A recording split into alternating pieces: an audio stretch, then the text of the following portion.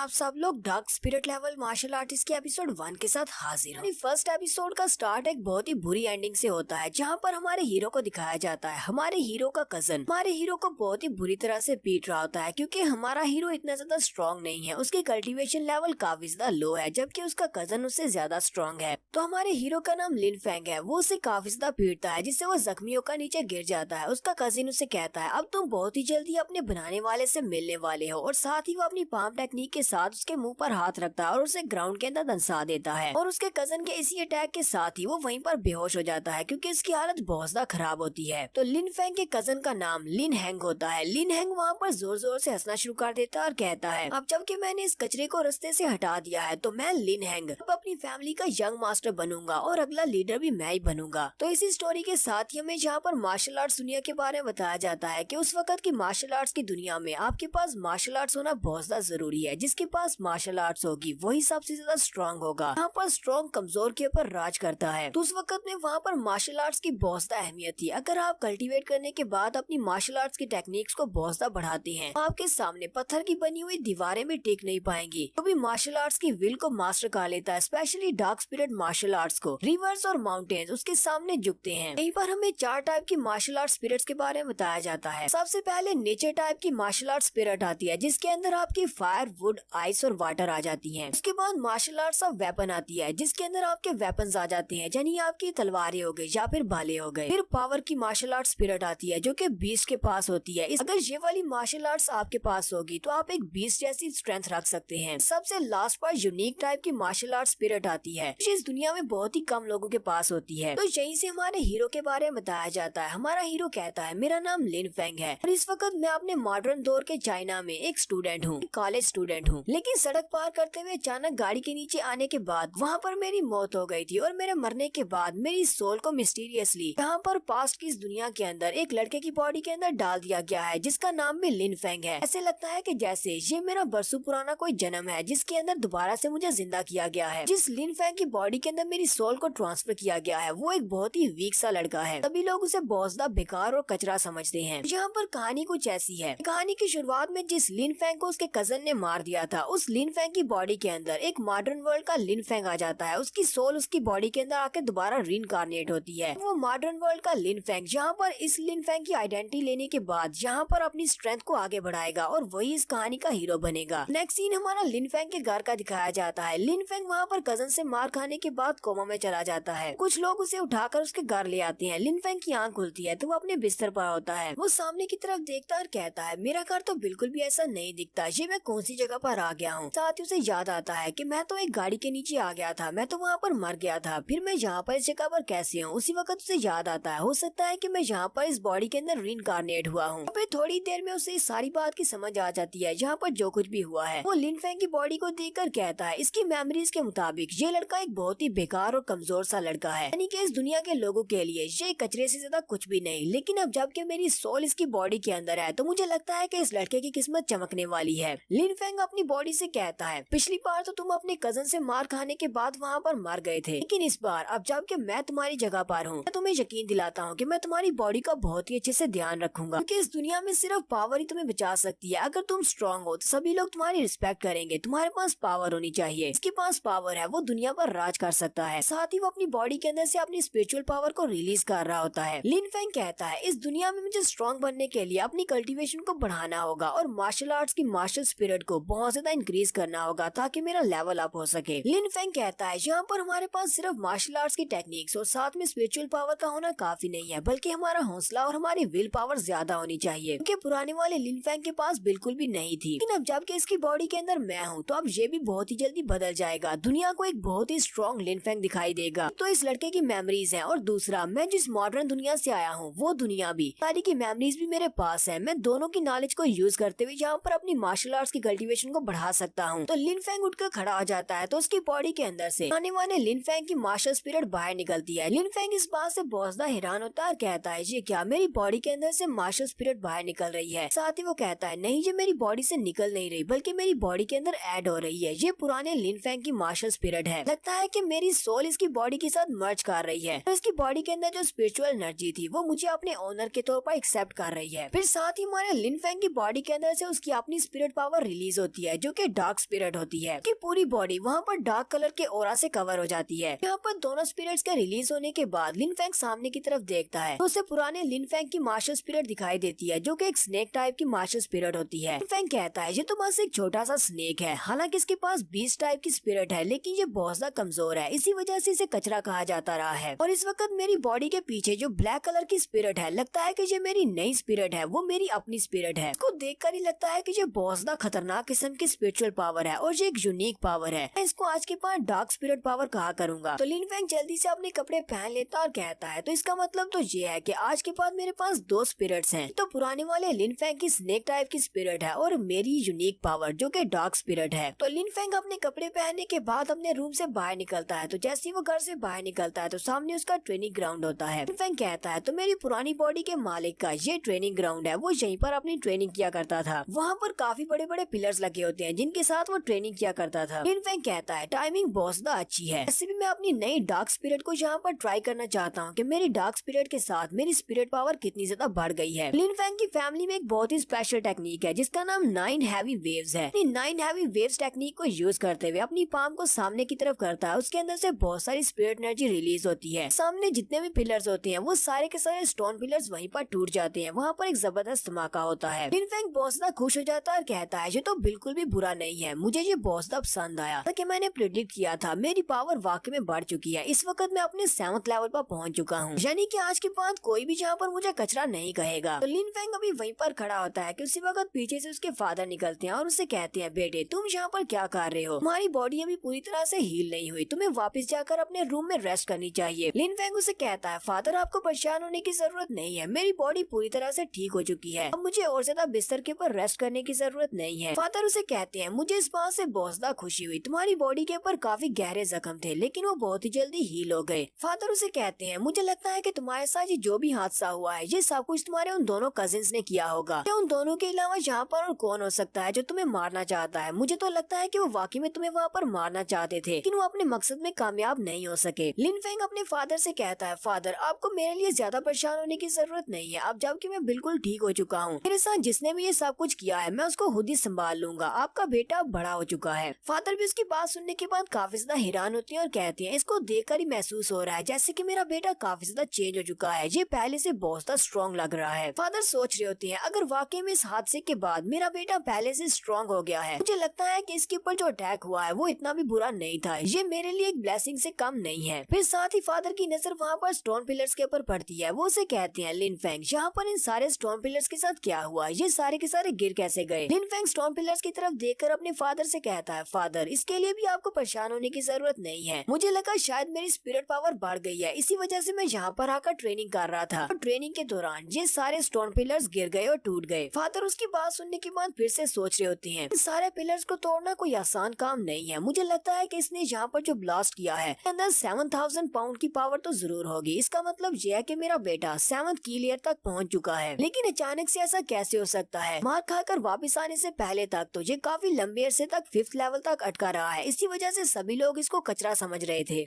कि मेरे बेटे की पावर्स फाइनली अवेकन हो चुकी हैं और मेरा बेटा बाकी सभी से बहुत ज्यादा अमेजिंग है और बहुत ही जल्दी ये बहुत ज्यादा स्ट्रॉन्ग हो जाएगा। तो फादर काफी ज्यादा खुश हो जाते हैं और लिन फेंग से कहते हैं कल की मीटिंग में तुम मेरे साथ आना, वहाँ पर बाप बेटा सभी लोगों को बता देंगे हम लोग कितने ज्यादा स्ट्रॉन्ग हैं, क्योंकि मुझे लगता है कि तुम्हारे अंकल कल कोशिश करेंगे मुझे फैमिली हेड की पोजीशन से हटाने की। लिन फेंग उनसे कहता है फादर कल मैं आपके साथ जरूर वहाँ पर जाऊंगा और वहाँ पर जाने के बाद उन सभी को दिखा दूंगा हाँ तो आप फैमिली हेड की पोजीशन से हटने वाले हैं और ना ही आपका बेटा कोई कचरा है। फादर उसे कहते हैं चलो ठीक है फिर कल हम लोग फैमिली मीटिंग में जाएंगे, लेकिन फिलहाल के लिए तुम्हें जाकर रेस्ट करनी चाहिए, तो तुम्हारी बॉडी के ऊपर अभी भी काफी सारे जख्म हैं, मैं चाहता हूँ कि तुम अच्छे से रेस्ट करो। इतना कहने के बाद फादर वहाँ से चले जाते हैं। लिन फेंग कहता है मुझे अभी भी इस बात पर यकीन नहीं हो रहा कि मैं दोबारा से रीइंकार्नेट हो चुका हूँ। लिन फेंग रात के वक्त अपने घर की छत के ऊपर खड़ा होता है और कहता है बहुत सारी नॉवेल्स और मांगा सीरीज के अंदर मार्शल आर्टिस्ट के बारे में इस तरह की कहानियां पढ़ी हैं। मार्शल आर्टिस्ट मरने के बाद दोबारा से रिवाइव हो जाते हैं और अपना बदला लेते हैं जिन्होंने उनको मारा होता है। लेकिन आज मैं जहाँ पर दोबारा से किसी लड़के की बॉडी के अंदर हूँ जहाँ पर ये लोग एक दूसरे से बदला लेने की बात कर रहे हैं। हालांकि उन सारी कहानियों को पढ़कर मुझे भी बहुत ज्यादा शौक था मार्शल आर्ट्स की दुनिया में जीने का। फाइनली मेरा ये सपना पूरा हो गया है, अब मुझे एक दूसरा मौका मिला है अपनी जिंदगी गुजारने का, तो मैं फाइनली बहुत ही स्ट्रॉन्ग बनूंगा और इस लिन फेंग की पुरानी बॉडी के साथ जिसने भी जो कुछ बुरा किया है मैं उन सभी के साथ उतना ही बुरा करूंगा जितना उन्होंने मेरे साथ बुरा किया है। मैं सभी से बदला लूंगा और मैं अपनी इस नई लाइफ को एक बहुत ही स्ट्रॉन्ग मार्शल आर्टिस्ट बनकर गुजारूंगा। मेरी नई लाइफ और इसके नए एडवेंचर्स बहुत ज्यादा पावरफुल होने वाले हैं। यहीं से मेरी इस एक्स्ट्रा ऑर्डिनरी लाइफ की शुरुआत होने वाली है और यहीं पर हम लोग अपनी एपिसोड 1 का एंड करेंगे। एपिसोड की एक्सप्लेनेशन अच्छी लगी हो तो कमेंट करके जरूर बताइएगा।